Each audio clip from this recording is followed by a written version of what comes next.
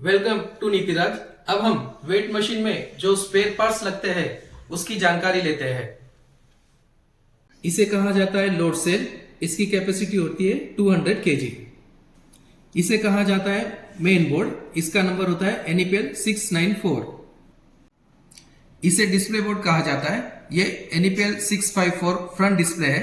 ये भी NEPL 654 pack display है। ये पावर बोर्ड है। इसे SMPS कहा जाता है। इसका नंबर है NEPL 641।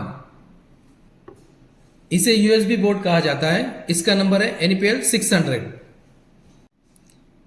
इसे कीबोर्ड कहा जाता है। इसका नंबर है NEPL 636। इसे बैटरी कहा जाता है, लिथियम आयन बैटरी। इसका रेटिंग है 3.7 वोल्ट 2200 मिली एम्पियर। इसे 2 पिन पावर कॉर्ड कहा जाता है। इसे 2 पिन कनेक्टर कहा जाता है। ये बैटरी के लिए लगता है।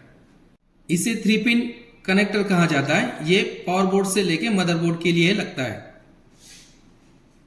इसे 5 पिन फीमेल कनेक्टर कहा जाता है। ये USB बोर्ड के लिए लगता है। इसे 6 पिन फीमेल कनेक्टर कहा जाता है। ये बैक डिस्प्ले के लिए लगता है। इसे 7 पिन फीमेल कनेक्टर कहा जाता है। ये फ्रंट डिस्प्ले के लिए लगता है। इसे 7 पिन फीमेल कनेक्टर कहा जाता है। ये कीबोर्ड के लिए लगता है। इसे 9 पिन फीमेल डिशेल कनेक्टर कहा जाता है। ये लोड सेल की वायर में सोल्डर होता है। इसे 9 पिन डिशेल मेन कनेक्टर कहा जाता है। ये इंडिकेटर के नीचे लगता है। इसे 9 पिन डिशेल कवर कहा जाता है। इसे 9 पिन डिशेल हाउसिंग कहा जाता है। इसे कैलिब्रेशन स्विच कहा जाता है।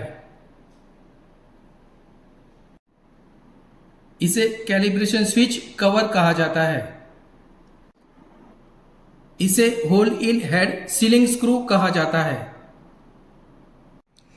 इसे एडजस्टेबल लेग कहा जाता है और उसी के ऊपर ये नट होता है, उसे चेक नट कहा जाता है।